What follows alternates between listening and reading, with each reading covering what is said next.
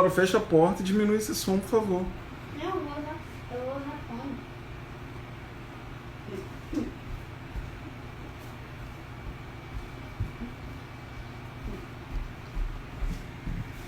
Boa noite, galera.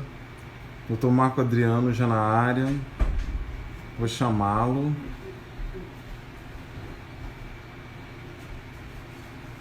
É só colocar aqui a legenda da nossa live.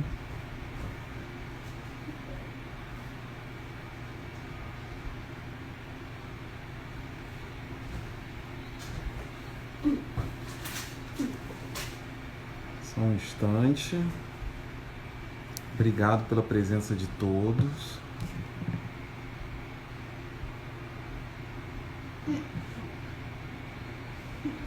Doutora Laís e Caroline, boa noite. Só um instante, gente. Só colocando aqui. Vou chamar o nosso convidado, já está presente. Não pode esse barulho.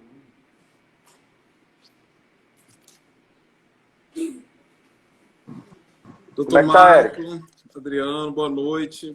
Perdoe a demora. Boa noite a todos.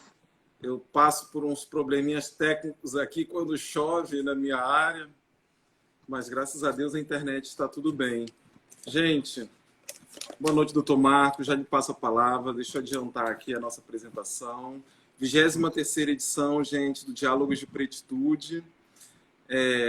Dessa vez, uma cena praticamente inédita. Vocês vão ver um advogado negro e um juiz negro conversando sobre direito, sobre os nossos direitos, sobre a temática do nosso povo. Opa! E com muita honra que Vossa Excelência, juiz de direito, mestrando, professor universitário, escritor, que doutor Marco Adriano, de uma família de notáveis, uma família referência para o movimento negro, nos dá a honra da sua presença. Passo a palavra ao nosso painelista, para não me adiantar muito, já que a gente está atrasado. Muito obrigado, muito honrado e muito feliz com o seu aceite. Fique à vontade, doutor Adriano, a palavra é sua. Obrigado, Eric. Primeiramente, agradecer o convite seu, da Comissão da Verdade da Escravidão Negra no Brasil, o convite da ESA e também da OAB Maranhão. É muito importante esse espaço que está sendo oportunizado para esse tipo de debate qualificado. Eu pergunto se o áudio está bom, tá legal? Tá ótimo, tá ótimo. Eu fico e feliz. assim, Você está me ouvindo bem também? Ouvindo ótimo, perfeito. Certo. Então é uma satisfação muito grande poder participar dessa série de eventos que você está promovendo. Te parabenizo de antemão, Eric. Te conhecer através deste canal, né, de percebendo esse espaço como uma oportunidade democrática, através de uma instituição que tem um grande papel na nossa sociedade, que é a Ordem dos Advogados do Brasil, e que promove, através da Comissão da Verdade da Escravidão Negra no Brasil, esse espaço, né? Então, eu, enquanto profissional do direito, enquanto professor, enquanto magistrado e, acima de tudo, enquanto cidadão, me orgulho muito de estar aqui representando, né? Representando a instituição a qual eu pertenço, a qual eu sou magistrado há 10 anos, né? Sou juiz da primeira vara de Pedreiras, uma cidade que tem um simbolismo muito grande, porque é a cidade do maranhense do século, do João do Vale, um negro, uma pessoa oriunda de um povoado que tem um traço marcante quilombola, e aqui ter essa oportunidade de debater contigo vai, ao meu ver, eu vou acrescentar muito ao meu currículo e também aprender muito contigo, porque eu acho que aqui é um espaço de aprendizado, de diálogo, de construção coletiva de uma nova história, que eu tenho certeza que são passos progressivos que têm que ser cada vez mais consolidados, e nós estamos aqui com um simbolismo muito forte, consolidando justamente isso.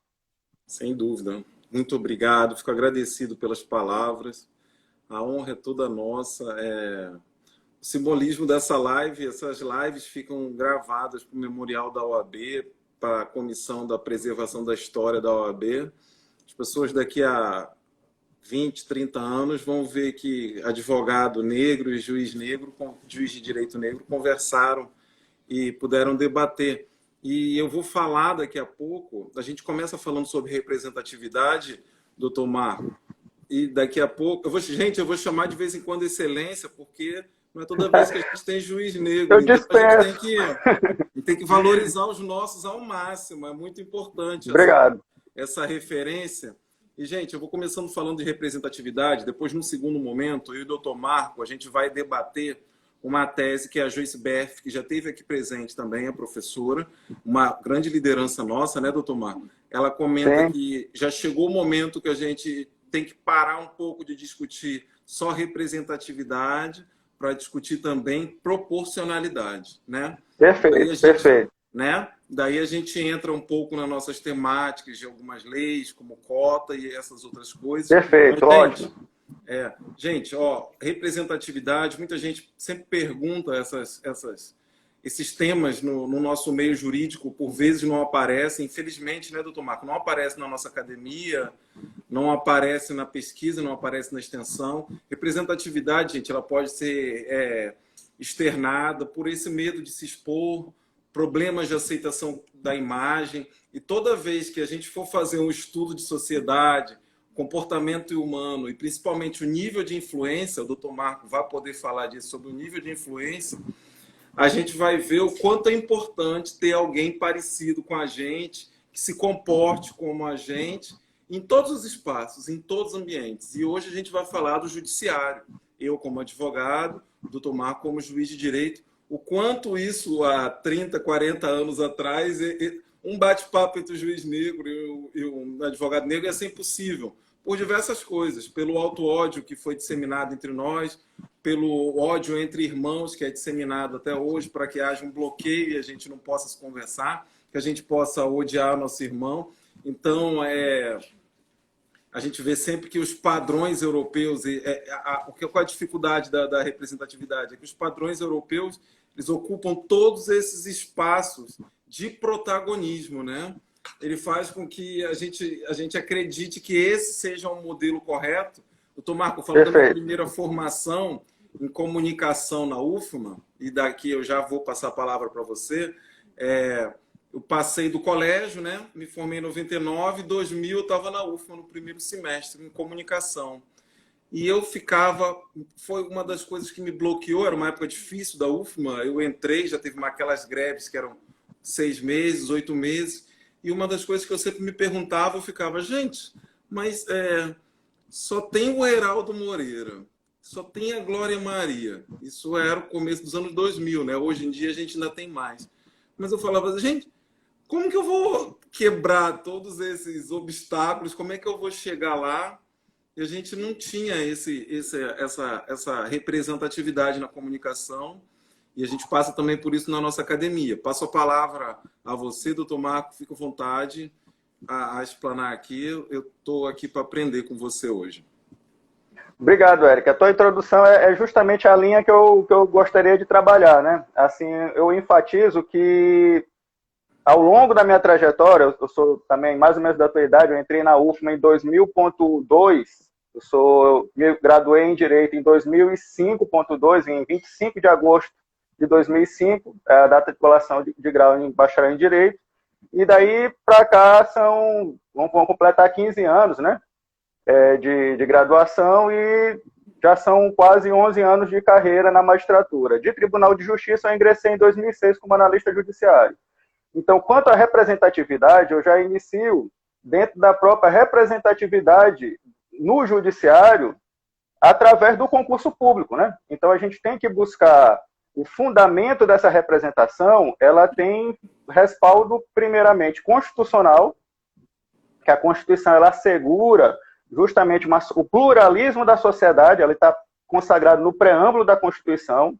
Então, quer dizer, a inspiração constitucional de 1988 já foi a garantia desse pluralismo, que tem que ser materializado. Já estamos aí com 32 anos de Constituição chegando, e avançamos muito pouco, que é justamente os percentuais que eu vou trabalhar aqui, né, nessa primeira etapa, né? Então, quando eu decidi ingressar no judiciário, é interessante que eu vou resgatar um pouco da memória da minha família. Quem iniciou a minha família é Ramos Fonseca, meu pai é professor, minha mãe é professora, professor Manuel e professora Enilde.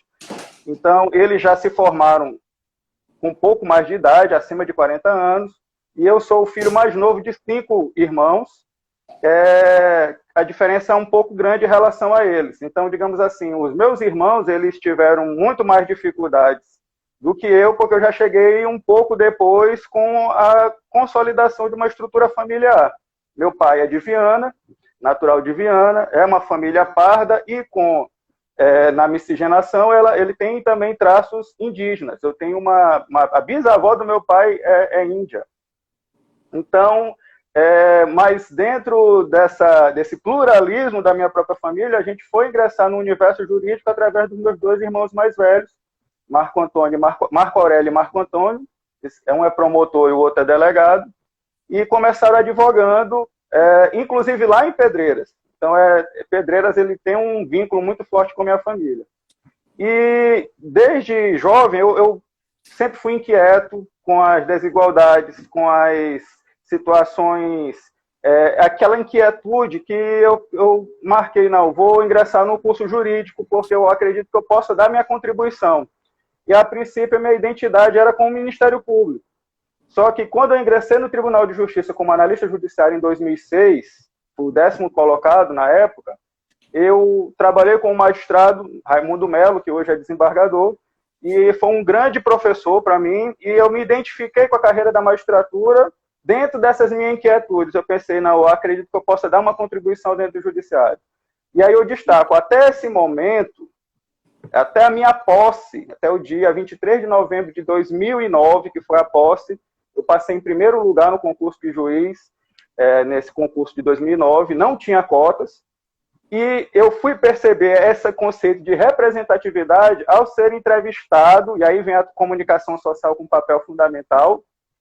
A repórter da Mirante que me entrevistou, logo após a posse, ela falou, nossa, você é o primeiro colocado, você é um negro maranhense.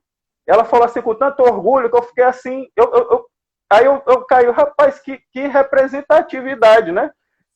Eram 31 aprovados, o primeiro colocado negro. Se pegar a foto do concurso, a nossa foto do concurso é pluralista, foi um concurso que 1/3 dos aprovados eram de fora do estado. Mas essa pergunta dela me gerou essa inquietação. Até então eu não tinha me percebido o quão importante seria.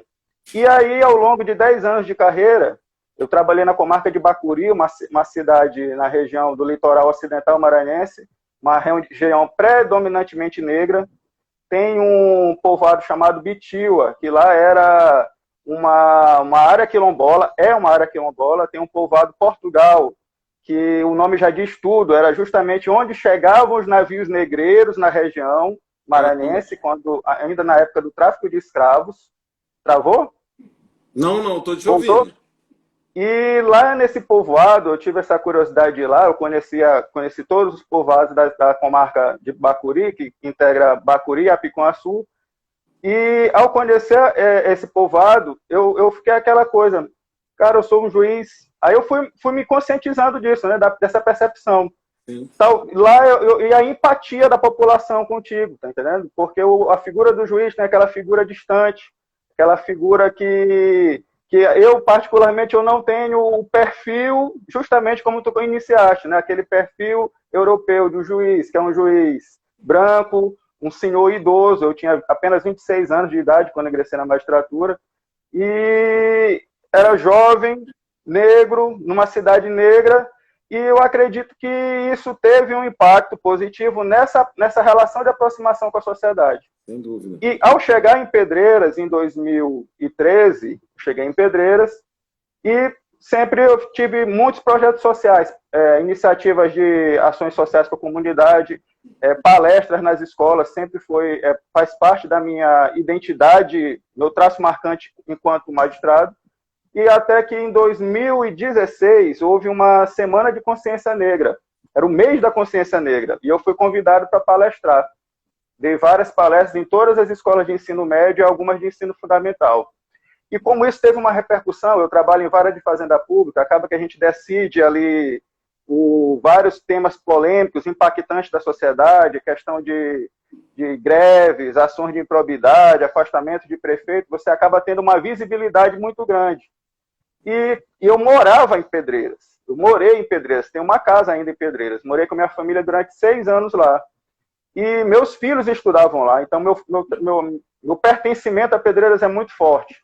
E numa ocasião, num sábado, eu me lembro muito bem, eu acho que esse que é o que eu queria, fiz todo esse enredo para chegar nesse momento, um momento de simplicidade. Num sábado, 11h30, fui comprar um refrigerante com meu filho e minha esposa, meu filho mais velho. E ao chegar na quitanda, a quem me atendeu foi uma senhora negra, muito solista, altamente sorridente, extremamente educada, assim, estava assim, poxa, doutor, o senhor veio aqui no meu comércio, não sei o quê.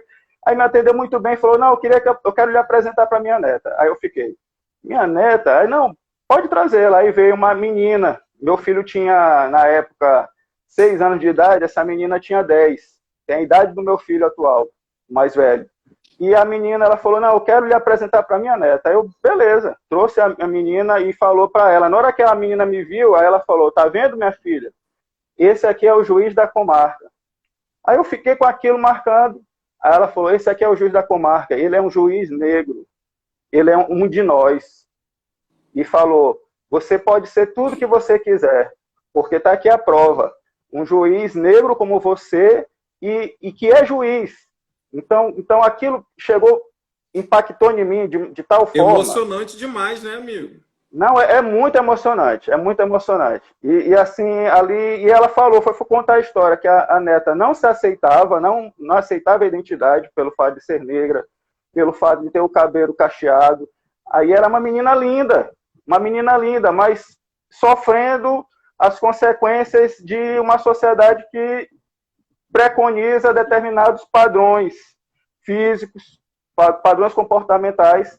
E ali eu parecia, para aquela senhora, eu parecia a tábua de salvação para o discurso que ela já pregava.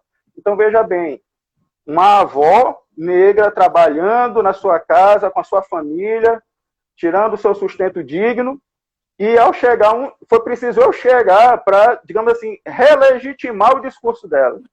Então, sim, naquele momento, eu percebi o quanto eu tenho impacto enquanto magistrado e enquanto juiz negro.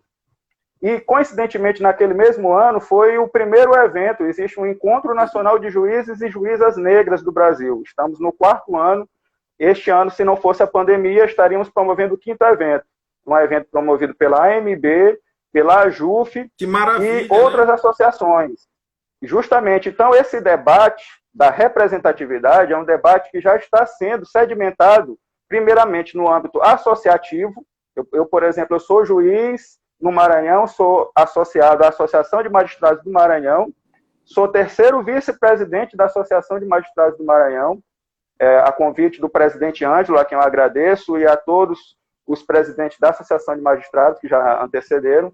É uma associação combativa, em favor de um judiciário democrático, um judiciário atuante. Então, são conquistas. Vamos completar 50 anos este ano, completamos 50 anos de fundação, e temos a nossa contribuição dentro desse processo. Porque eu, ao saber desse evento, porque até falar disso, falar de representatividade negra no judiciário associativamente, tinha uma certa dificuldade. Mas, diante de vários exponentes, e aí eu destaco, por exemplo, o juiz Roberto Veloso, juiz federal piauiense, mas maranhense de coração, é juiz aqui da seção judiciária, professor da UFMA, do mestrado, é o meu orientador, inclusive, e na gestão dele foi lançado um livro, Magistratura e Equidade. Eu posso dizer assim que talvez tenha sido o primeiro gesto concreto do judiciário brasileiro em produção acadêmica nessa temática. E aí, nesse cenário, o CNJ já tem também as suas contribuições, promoveu em 2013 a primeira pesquisa sobre identidade no judiciário. Então, essa pesquisa identificou, por exemplo, que tínhamos apenas 14% de magistrados se auto-identificando, porque o critério é a auto-identificação nessas pesquisas, se auto-identificando como negros, só que desses 14%, apenas 1,8% são pretos, se qualificaram como pretos. Então, a gente ainda tem essa subnotificação, digamos assim, esse subregistro de identificação, mas já é um avanço. Então, teve em 2013, teve em 2018, aumentou para 18%, e ano passado a ANB novamente fez uma pesquisa e manteve nesses percentuais de 18% e 1,8% de pretos. Então, isso demonstra que a questão étnica, a questão racial, ela é necessário o debate, e um debate sério, institucional, porque o judiciário ele tem que reconhecer que faz parte de uma estrutura. E aí aqui o tema que eu trago e sugiro a leitura, por quem está nos acompanhando e quem vai nos assistir depois, é sobre obras que estão sendo produzidas neste momento, a partir de 2000 especialmente, né? É uma coincidência essa mudança de século e a reabertura para essa ampliação desse debate.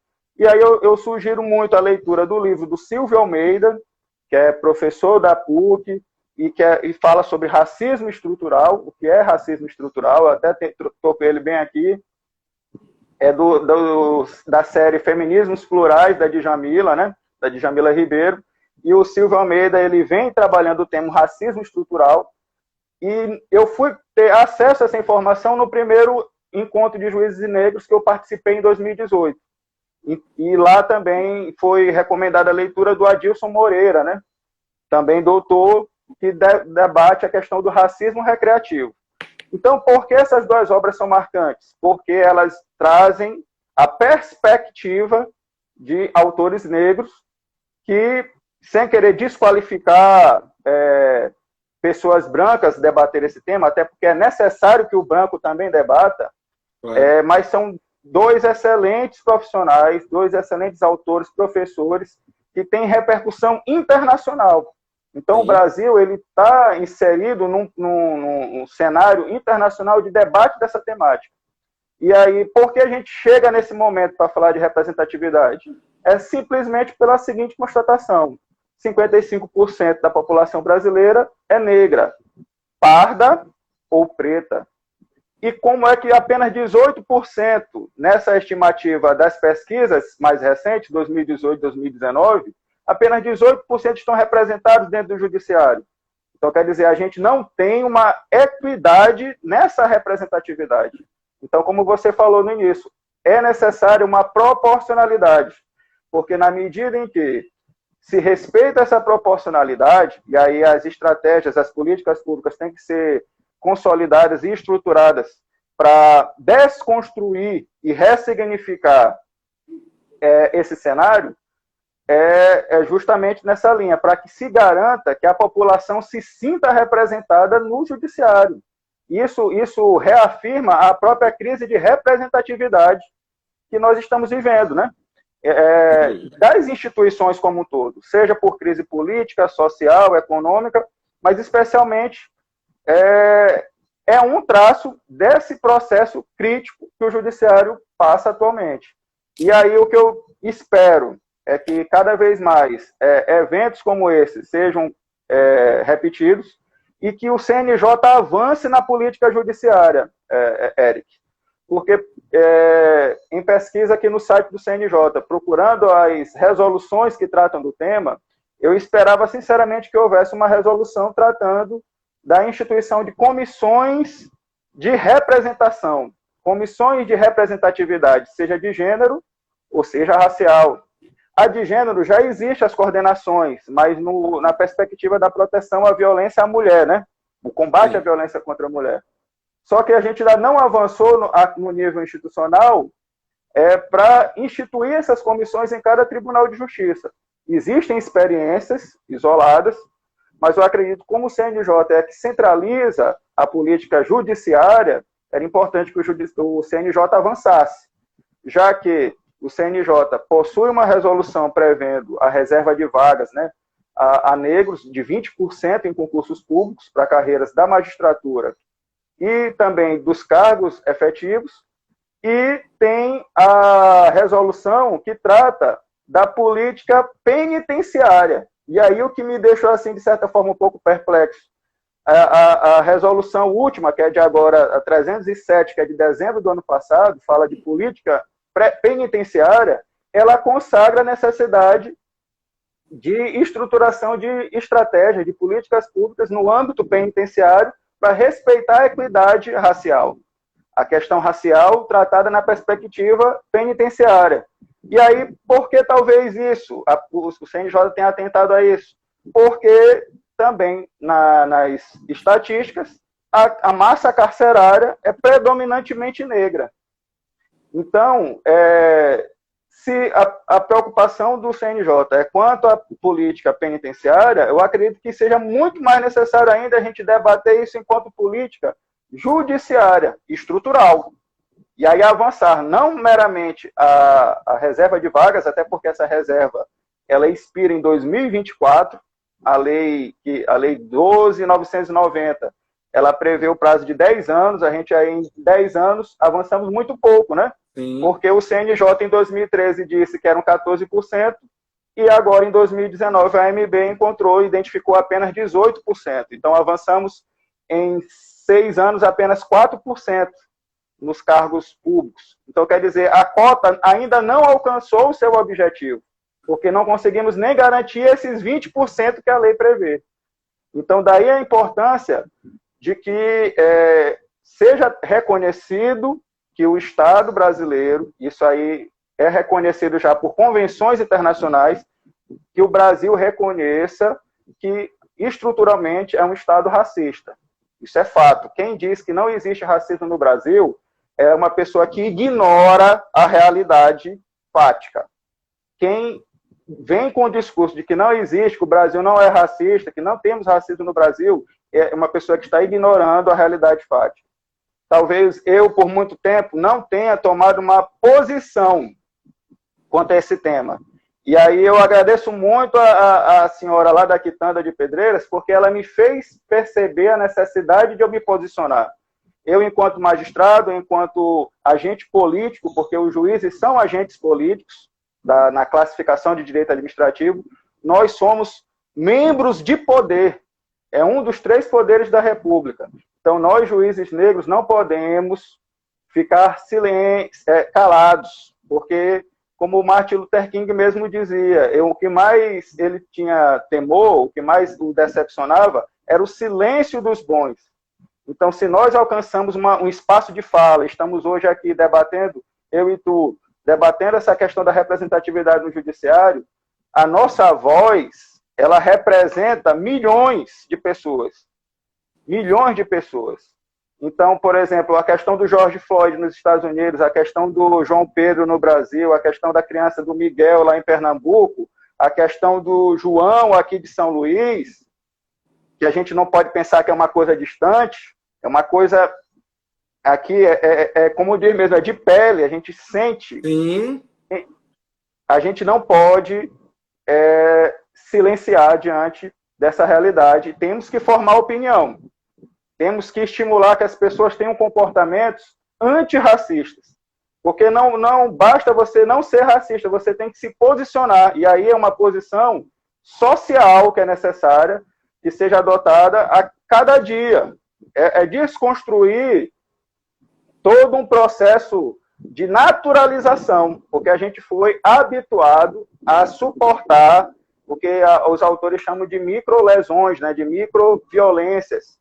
É o racismo recreativo, é chamar de neguinho, é o personagem da novela, a novela acaba repetindo o que a sociedade já está naturalizou. Então, quando a gente chega no restaurante, Érico, aí você chega arrumado de paletó, vão pensar o quê? Rapaz, aquele cara ali é o segurança. Sem dúvida. Porque qual é a posição do negro bem trajado de paletó e gravata? A posição que naturalizou-se é a posição de ser segurança, de ser o guarda-costas, de ser o policial. Eu falo que eu não uso terno negro por causa disso. E eu te digo mais, eu como magistrado, às vezes eu até deixo a toga de lado, justamente para evitar essa distância. Porque é importante essa identidade. A pessoa se identificar com o Marco Adriano não por ser o togado, mas sim porque é o cidadão cumpridor dos seus deveres, que está ali ocupando uma posição representativa e que deve, aí eu me cobro muito quanto a isso, e que deve manter esse padrão de comportamento justamente para que inspire outras pessoas, porque a capacidade de a gente inspirar é muito grande. Então, quer dizer, naquele dia eu inspirei a neta da dona da quitanda. Quando eu vou numa palestra, quantos jovens não me procuram, falam, poxa, doutor, e tal, que legal, que palestra boa. Então, quer dizer, a cada vez que a gente fala, a gente impacta alguém. Então, a gente tem que ter responsabilidade com isso e trazer novos aliados. Porque eu acho que o discurso atual, a gente justamente ampliar esse debate, eu estou percebendo que você está tendo esse alcance, pelas pessoas, pelas últimas lives que eu acompanhei, você está tendo esse alcance de pessoas que, a princípio, não tinham nem contato com o discurso, pessoas brancas, e que estão aderindo. Isso é ótimo, isso é espetacular, porque é justamente esse pluralismo, e aí, acima de tudo, o respeito à dignidade da pessoa humana, é que a gente tem que, é a linha que deve nos nortear.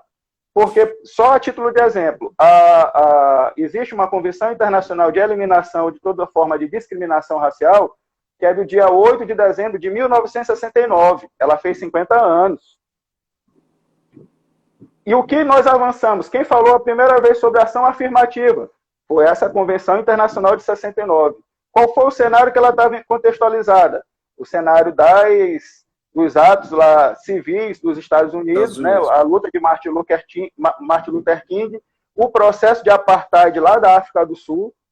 E aí o Brasil, nesse cenário, foi despertar em 1988, com a Constituição de 88, que teve inspiração nessas normas internacionais e que tratou em 2 artigos sobre racismo. Então, nós temos, constitucionalmente, o reconhecimento que o racismo existe. Então, o racismo, podemos dizer assim, ele tem previsão constitucional, porque a Constituição adotou uma postura de repúdio ao racismo. Então, todos nós, cidadãos, temos o dever de cumprir a Constituição. Ela inspira justamente que nós devemos... Cortou? Estão escutando? Voltou, né? Então, se a Constituição inspira esse postulado, nós devemos materializá-lo com efetividade. Então, aí não é meramente a Constituição folha de papel, que Ferdinand Lassalle falava. A gente tem que consagrar essa norma constitucional e a força normativa da Constituição.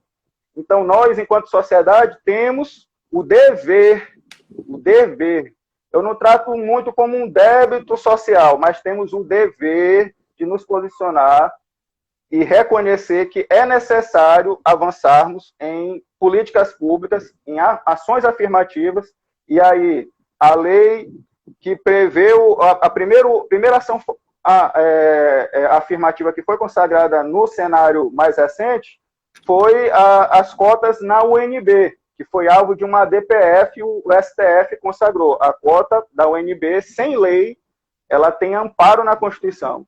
Depois veio a OAB, que tem um trabalho excepcional. A OAB entrou com uma ação direta de declaratória de constitucionalidade da Lei 12.990, que é a lei que prevê a reserva de vagas, as cotas em concursos públicos. Então, o STF também declarou constitucional essa norma. E nos votos, nos dois, o STF reconhece que o racismo é estrutural. Então, não há que se falar que esse discurso aqui que nós estamos trabalhando é algo teratológico. Como eu já vi de alguns chegaram para mim, Marco, quando eu fui para o primeiro encontro de juízes negros, falaram, Marco, o que tu foi fazer nesse evento? Eu falei, não, fui conhecer, eu quero entender o que está sendo debatido em âmbito nacional, já que aqui no nosso estado a gente ainda não discutia isso em 2018. E aí eu louvo muito o teu espaço aqui da OAB e parabenizo demais, porque é um espaço, a instituição do sistema de justiça que está promovendo esse espaço de diálogo. E aí que inspire as outras instituições também a debater, o Judiciário, o Ministério Público, a Defensoria, até porque o nosso público jurisdicionado é quem? É os negros. Majoritariamente negros. Justamente. Sim. São 55% que estão esperando a resposta judiciária e esperam ser representados por eles. Não que nós tenhamos uma postura leniente ou que vamos proteger, não é isso. É simplesmente que aquele aspecto opressor, aquele aspecto de não recepcionar adequadamente, de você não se reconhecer na instituição que você está buscando a prestação do serviço público, é justamente isso. Então, a representatividade ela vai muito mais além do que ocupar o cargo público. Ocupar o cargo público é ocupar o espaço de fala e legitimar esse universo aí de 55% aí, que dá mais de 120 milhões de brasileiros negros, que não se sentem representados nas instituições a que eles buscam. E aí, por exemplo, 2020 é pródigo de exemplos disso. Por exemplo, a Thelma, que foi vencedora do Big Brother, negra, primeira negra, mulher negra, vencedora do evento, né? Médica, né? Médica. Olha o impacto disso. Então, faz que as pessoas acreditem. Como eu tenho certeza que aquela criança, eu atingi aquela criança, e quantas outras pessoas eu como professor, fui professor do curso Wellington durante muitos anos, quantos não se sentiram representados pelo fato de eu ser professor? E eu fico muito feliz, por exemplo, a professora do meu filho na escola onde ele estuda é negra. Então, quer dizer, o negro está ocupando espaço e ocupando por mérito, acima de tudo por mérito. Agora, o discurso da meritocracia, aqui eu estou falando, talvez até estou pulando as pautas que a gente tinha programado, não, fica mas o discurso da meritocracia, ela não pode deslegitimar justamente esse discurso que nós estamos construindo. E aí eu buscava muito um amparo jurídico, normativo, e essa Convenção Internacional sobre a eliminação de toda forma de discriminação racial, que é da ONU, essa convenção ela fala num dos seus artigos, é o artigo 1º, inciso 4º, ela diz justamente que as ações afirmativas, elas não podem servir para deslegitimar, para criar, digamos assim, o que muitos dizem. Vocês estão sendo racistas contra vocês mesmos. Vocês estão sendo racistas contra os brancos. Esse discurso não prospera. Esse discurso não prospera e a própria convenção já preveu isso.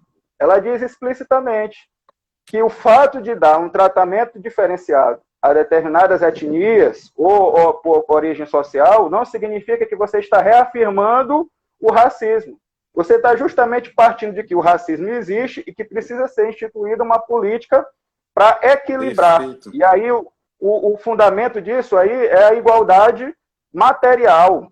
É a igualdade material.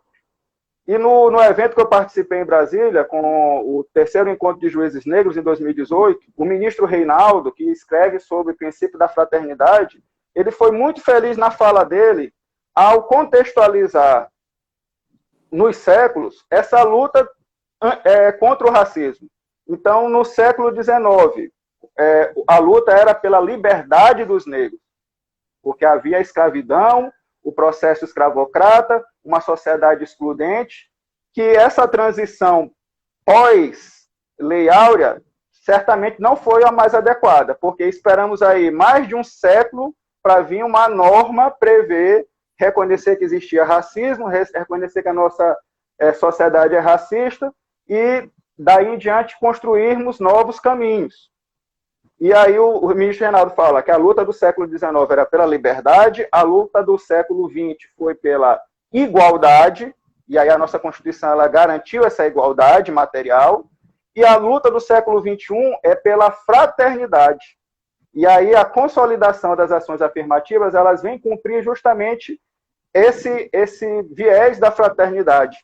E é justamente o que a gente tem que orientar a sociedade para compreender. Nós estamos aí há 10 anos com um processo de cotas em universidades. O reflexo desses 10 anos a gente vai sentir quando? Aí é só a ciência para comprovar. Os estudos, a pesquisa e as normas nossas garantem justamente isso, que as pesquisas devem ser feitas. E aí, por exemplo, aqui no mestrado da UFMA, eu tenho a colega Rafaela Lima, que vai fazer uma pesquisa dela sobre saúde às comunidades negras, estudando a realidade da liberdade. Então, quer dizer, está cumprindo uma norma internacional está cumprindo a Constituição, a universidade pública cumprindo a sua função social. E aí, os avanços que vão vir daqui a 10 anos vão ser reflexo desses 10 anos para trás que nós experimentamos. Então, agora, por exemplo, em São Paulo, que eu percebo que tem um certo simbolismo, o Tribunal de Justiça de São Paulo, a foto dos 2 últimos concursos, né? O penúltimo, nenhum negro, e o último concurso do TJ de São Paulo, que é a maior corte do nosso país, a primeira colocada é uma mulher e a primeira colocada geral é uma mulher negra. Então, veja o simbolismo de tudo isso. Ela passou na ampla concorrência, existindo cota, só que ela passou em primeiro lugar geral do concurso. Então, olha o impacto disso, o simbolismo. Então, quer dizer, para ela, a ação afirmativa não a atingiu, mas atingiu o primeiro colocado da cota. Exatamente. Que foi ingressar na cota e ela não tirou a vaga de ninguém, porque essa história, esse discurso de está tirando vaga de A, de B ou de C, é um discurso também que não tem respaldo na realidade.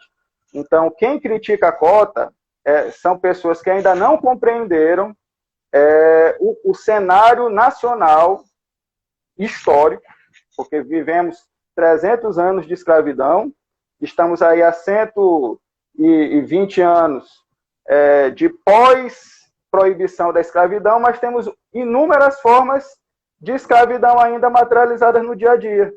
Porque quem é o público da escola pública? Predominantemente são negros.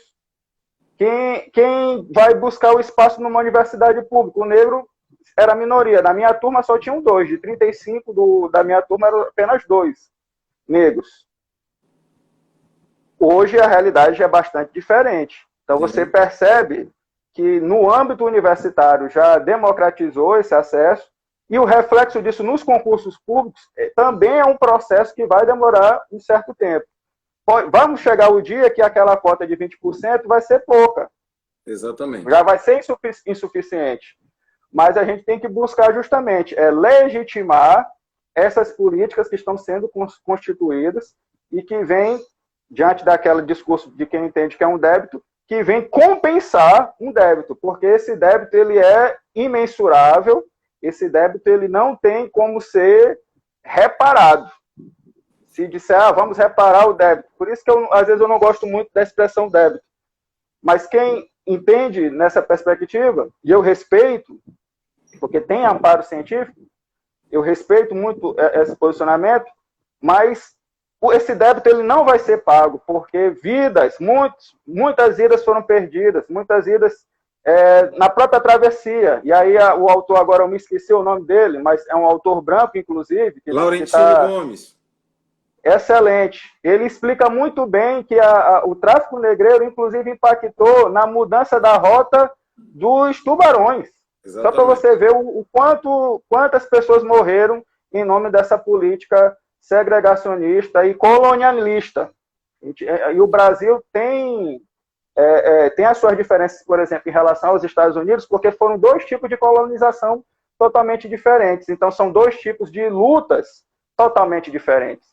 Então, sem desmerecer a luta dos americanos, dos negros americanos, a luta racial tem um simbolismo forte, marcante, que inspira a luta brasileira, mas a luta brasileira talvez seja o desafio seja muito maior, porque a gente, nos Estados Unidos, eles reconhecem que são racistas.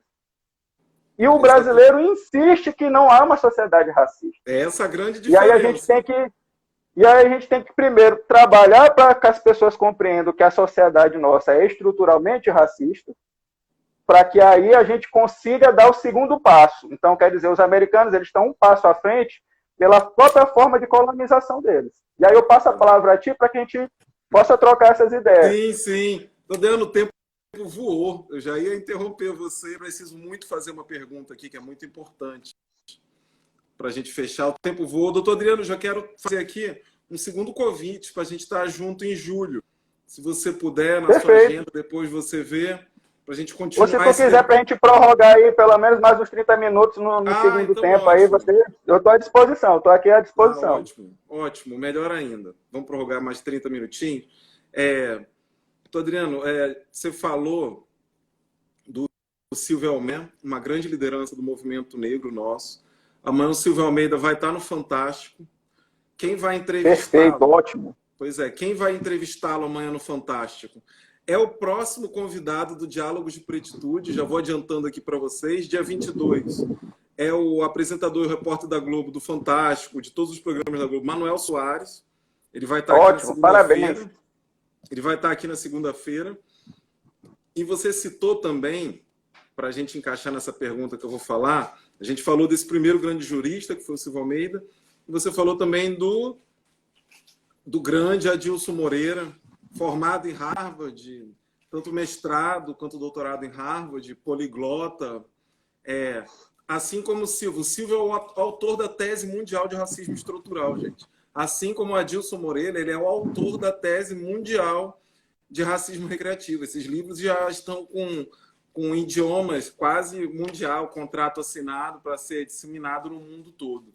E daí, eu vou fazer aqui um parêntese, aproveitar que a gente vai andar, eu vou pegar uma fala do Muhammad Ali, Cassius Clay, né? Na época, perfeito, que lutava muito por representatividade, sempre lutou, é tido pelos militantes do movimento negro americano como dessas grandes personalidades, a pessoa que mais tenha lutado por representatividade. E ele fala sempre de um papo que ele teve com a mãe dele, né? Ele perguntava para a mãe dele, quando ele era criança, por que tudo era branco? Por que Jesus, naquela área, naquele lugar onde não tinha branco, ele era branco, loiro, de olhos azuis? Por que a Santa Ceia só tinha homem branco? Por que os anjos eram todos brancos? Por que os papas eram todos brancos? Por que Maria, que estava naquela região que não tinha branco, também era branca? E ele falava também de um caso muito engraçado, para a gente falar de representatividade, que é do Tarzan. O Tarzan, ele era o rei da selva na África. Na África, contra africanos. Ele ganhava de todos os africanos. Aí, então, a gente tem também os exemplos que a gente pegou bem, isso é quase da minha mesma idade. Os concursos de Miss, de beleza, né? A gente pode citar a casa política de maior poder no mundo, os Estados Unidos, que é Casa Branca, o nome, né? E também da referência de tudo de ser negro, ser negativo. Então, justamente, por causa desses exemplos, que a gente cita a importância, e eu venho falar para você que não foi só essa criança que você impactou, como o professor Silvio Almeida fala, nós negros, a gente tem vários nascimentos durante a vida, né? Vários nascimentos em relação à cor da nossa pele.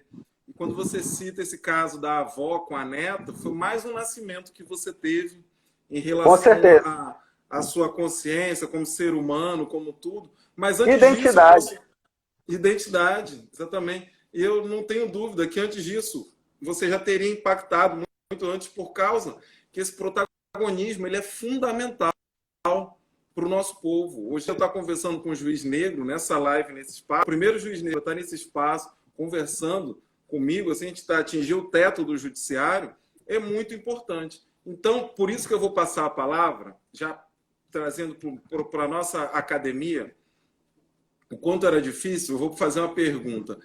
Quem que representava você enquanto autor negro, cientista, pesquisador, se é que existia alguém que você pudesse se sentir representado, porque eu falo de coração, passei pela academia, não me senti representado por ninguém. Eu sabia da história de Luiz Gama, mas a nossa academia ignora todos os feitos dele. A advocacia propositalmente, digo mais, propositalmente. A advocacia pro bono que Luiz Gama realizava, ela só vem a ser ratificada pela OAB em 2015, a codificação da prova, várias teorias de direito, Luiz Gama, sequer a gente conseguiu colocar em prática ainda, tamanho esse racismo estrutural. Então, digo mais, eu acho que Luiz Gama deveria ser reconhecido como patrono da Defensoria Pública Nacional. Pois é. Porque se existe um defensor público, por natureza, ele representa a instituição Defensoria Pública. Ao meu ver, eu não consigo, quando eu conheci a história de Luiz Gama, eu não consigo desvinculá-lo da história, do fundamento, da necessidade da defensoria pública, porque ele era o patrono, o advogado, e o nome patrono é de advogado, né? Ele era o advogado dos negros. Quantas pessoas Luiz Gama não soltou? Quantas pessoas? E assim, são atuações emblemáticas. E a gente tem um maranhense que representa no teatro Luiz Gama. E veio aqui no Maranhão, teve a peça no Teatro Arthur Azevedo. Então, Luiz Gama, a gente tem que resgatar a história de Luiz Gama. Nós, ela talvez seja o nosso dever, enquanto profissionais jurídicos, operadores do direito negros, é celebrar a memória de Luiz Gama, tal qual eu vi você falando da figura de Negro Cosme, aqui na história do Maranhão, que nós não conhecemos muito pouco a história de Negro Cosme. Foi a maior liderança negra naquele período em que a escravidão ainda era algo marcante, né? Sim. Então, tem todo esse... Diga. Ele tem uma relação muito grande com a história do Brasil, né? A história de Negro Cosme. Vou falar aqui do Del Garcês, vou aproveitar essa sua deixa. Del Garcês é meu amigo. Isso, Del Garcês é meu amigo particular. O primeiro ato da comissão, logo quando eu assumi, na outra semana, estava tendo a peça.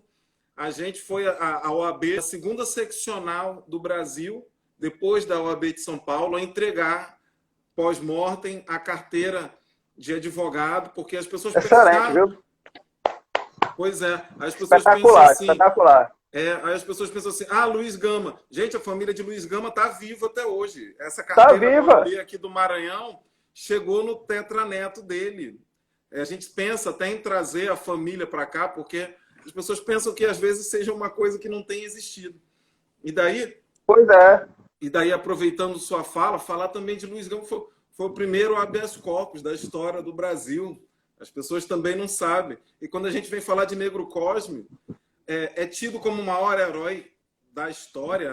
A gente pelo menos passa no colégio por isso, que é Duque de Caxias, quando, na verdade, a gente precisa reparar essa verdade, que ele é um genocida. Ele veio aqui, ele ganhou o título dele de Duque de Caxias, porque na cidade que Negro Cosme fundou, que é a Vila de Caxias, com um exército 2, 3 vezes maior do que o de Zumbi dos Palmares, justamente, fogo em 20 mil quilombolas e daí a gente fica, né? Será que os brancos vão com a gente abraçar com a gente essa tentativa de reparar a história, de tirar Duque de Caxias da história? Será que eles querem? Será que o branco brasileiro tem essa vontade? E daí eu pergunto, aproveito para fazer, quem que representava o judiciário? Como que você vê essa situação dos nossos heróis, dos nossos lugares, das nossas culturas? Como que isso tem a ver com o judiciário, com o nosso direito, doutor Marco? Fica à vontade. E a tua pergunta, ela vai me oportunizar a fazer uma homenagem a uma pessoa que, para mim, representa tudo de melhor que nós temos no judiciário, que é a professora Oriana Gomes. A juíza Oriana Gomes é negra, mulher, é uma pessoa extraordinária, conhece notável saber jurídico, uma das mentes mais brilhantes que eu conheço e que eu tive a honra de ter sido aluno dela. Ela é uma das pessoas que me inspiraram a ser magistrado. E aqui eu não falo com nenhuma demagogia, eu falo com muita sinceridade mesmo, que é uma pessoa assim que nós todos que fomos alunos dela e que todos os profissionais do direito que têm acesso a ela, com certeza têm a mesma percepção da idoneidade, da seriedade, do profissionalismo, uma pessoa que se dedica diariamente a uma missão. Então, se eu posso dizer, um juiz vocacionado, se você quer um perfil de juiz vocacionado, eu homenageei na pessoa da professora Oriana Gomes. O outro magistrado que eu tenho uma identidade assim transcendental é o desembargador José Bernardo Rodrigues. E eu tenho a felicidade de poder dizer que é uma pessoa que eu tenho uma proximidade, uma pessoa que a gente conversa, troca mensagem. Nesse evento de juízes negros, estávamos juntos. Então, aqui no Maranhão, eu tenho eles dois como grandes representantes, e o desembargador Raimundo Melo, com quem eu trabalhei, eu tive essa honra de trabalhar pessoalmente com ele. Em âmbito nacional, eu trago aqui a figura do ministro Joaquim Barbosa. Joaquim Barbosa, ele tem, além de ser um excelente magistrado, um excelente ministro, é oriundo do Ministério Público Federal, era subprocurador da República, então ele chegou no ápice da carreira do Ministério Público e chegou no ápice da carreira da magistratura. Então, Joaquim Barbosa não tem... dispensa comentários, Joaquim Barbosa. E, atualmente, o único ministro de Tribunal Superior, o único ministro negro de Tribunal Superior, é importante registrar isso, é o ministro Benedito Gonçalves, que é ministro do STJ. Exatamente. Então, se a gente partir para uma pesquisa da representatividade nos tribunais superiores, aquele percentual de 18% vai cair praticamente para menos de 5% de pardos e negros. E de negros mesmo vai ficar representado hoje, atualmente, na figura do ministro Benedito Gonçalves. Então, reconhecer esses profissionais que são notáveis, tanto no âmbito nacional quanto no âmbito local, e eu ser um juiz e tê-los como espelho, é como tu disseste, realmente, nesse momento que a gente para refletir, é que a gente percebe o quanto é necessário, a todo momento, se perceber isso. A gente não pode naturalizar as práticas da nossa sociedade racista. A gente tem que construir um diálogo, construir uma produção acadêmica e construir novos caminhos. O caminho a sociedade precisa estar representada em todas as instâncias, em todas as searas, em todas as atividades. É na medicina, é na ciência, é no jornalismo, como tu bem falaste, porque justamente no momento que você oportuniza esse espaço, que a sociedade se percebe representada, com certeza dá mais legitimidade à atuação de cada profissão. Então, a tua pergunta me oportunizou essa oportunidade de reconhecer esses 3 magistrados maranhenses que têm grande impacto na minha formação, e especialmente a professora Oriana, por ter sido minha professora desde a universidade. Então, quando você entra na UFMA e percebe a Oriana ali, juíza, professora, mãe, assim, impressionante. Assim, eu não tenho palavras para expressar o quanto eu sou grato a ela pelo exemplo profissional que marca a minha trajetória como um todo. Excelente, Marco. Marco, eu vou encerrar essa. Vou começar porque o tempo aqui vai fechar, vai cair. Vou encerrar para a gente falar... Beleza, eu aguardo. Com certeza, estamos à disposição. Com certeza. Vamos lá. A gente encerra essa e começa outra. Isso. Vou encerrar aqui. Doutor Jean Nunes, grande defensor da Defensoria Pública Estadual, está aqui presente. Obrigado. Muito obrigado pelas palavras. Está lhe elogiando também, excelência. Meu colega... Autor do livro Novos Caminhos. Ele trabalha essa temática também na sua obra acadêmica. Sim, nossa, faz lives maravilhosas. Doutor José Carlos, meu companheiro e fundador da Igualdade Racial da Abracrim, também presente. Gente, eu estou encerrando aqui.